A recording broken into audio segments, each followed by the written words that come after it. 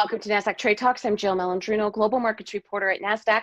Joining me is Jeff Kilburg, CEO of KKM Financial, for a market update and what's been an interesting week of trade as the market continues to hold its breath between the election and power transition, COVID-19, and now we have a shift in monetary policy with the Treasury and Fed. Jeff, stocks and bonds are behaving relatively well with all the variables that are out there. What are your thoughts? No, you're absolutely right. In a pretty unusual situation to see Secretary Mnuchin come out and say anything across the aisle towards the whole fiscal policy. You don't typically see that, Jill. So it was interesting, but the market took it in stride. And here we are with the S&P 500 still near 3,600. So I think this is a bigger picture about that we are okay with the fact that we're seeing this purple wave.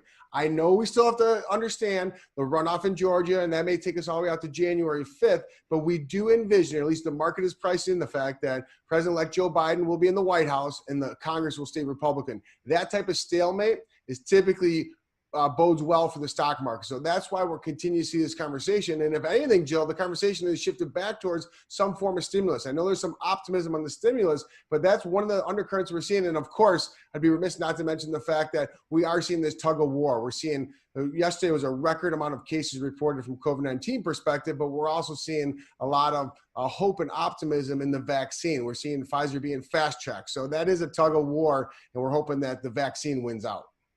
Yeah, but it feels like stocks have almost been in this holding pattern because you have that short-term trade when you get good news coming out, and then you see the old economy stocks move. And then, of course, as the COVID numbers get worse, then you see the work-from-home stocks move. So it feels like there's not a longer-term trend in place. It feels it's going to be a little bit more choppy, range-bound, and more of a trade than an actual trend. It is. I mean, we work with a lot of financial advisors, and right now the conversation is rebalancing. Specifically this month, they're not waiting until December. So we're seeing, I know UBS came out with a survey that nearly 67% of their advisors are rebalancing this month. So that narrative, that conversation has really opened up the conversation of growth versus value. And you are seeing the industrials, you are seeing all these transports. Some of these laggards this year, these specific single stocks, are getting and attracting assets. So if you look at the Facebook, Apple, Amazon, Microsoft, Google, we call them FANG stocks, but of course we kick Netflix out and put in Microsoft. But those five stocks, that concentration, we talk about it ad nauseum on CNBC, but that concentration of those five stocks in the S&P 500 is nearly 25%, Jill. And those five stocks have returned year to date roughly 50%.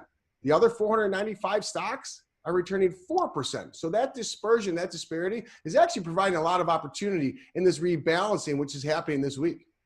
Yeah, you guys also talk about the energy quite frequently on the energy complex on CNBC as well. And it seems like oil is following essentially what stocks are doing. You get these moves here or there, but it's really, really married to the headlines that we're getting in terms of vaccination progress. It's vaccination. It's a global risk-on environment. We're seeing central bank liquidity, not just here domestically, no matter what happens with the rift between Mnuchin and team, but we're seeing globally central bankers remain committed. So I think that in conjunction with the U.S. dollar index, look at the U.S. dollar index. It continues to move lower. What did that do to copper? Copper's up 10% in the month of November, Jill. So that risk on demand, which is stemming from Asia, I think is very optimistic. However, there is a bifurcation. The real economy here in Chicago is quite different than the actual stock market, but the stock market is a forward price mechanism. But you're absolutely right to talk about the correlation of crude oil and U.S. equities. We saw it in the month of September when we saw equities get checked, when you saw equities pull back. They correlated with the crude oil patch. So the fact that crude oil is back above 40, even $42,